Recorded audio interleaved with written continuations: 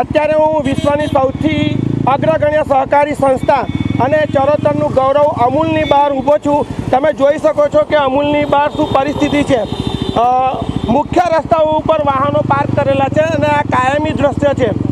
અમૂલ એક અત્યારે વ્યાપારિક સંસ્થા બની ગઈ છે।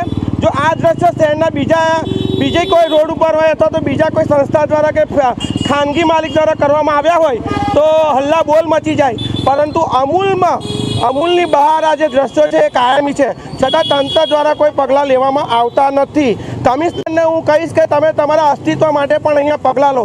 અનેક વખત આ બાબતની રજૂઆતો જાગૃત નાગરિકો દ્વારા થઈ છે, પરંતુ આ રોડ ઉપર તમને કાયમી આ દ્રશ્યો જોવા મળી રહ્યા છે।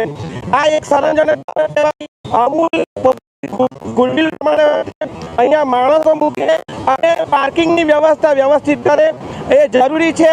અને હું આણંદ શહેરના કમિશનરને ખાસ કહીશ, મનપાના કમિશનરને ખાસ કહીશ કે એઓ અમૂલ ભલે વિશ્વ કક્ષાની સંસ્થા રહી, પરંતુ જે સાચું છે એ સાચું છે અને અહીંયા પગલાં લેવામાં આવે।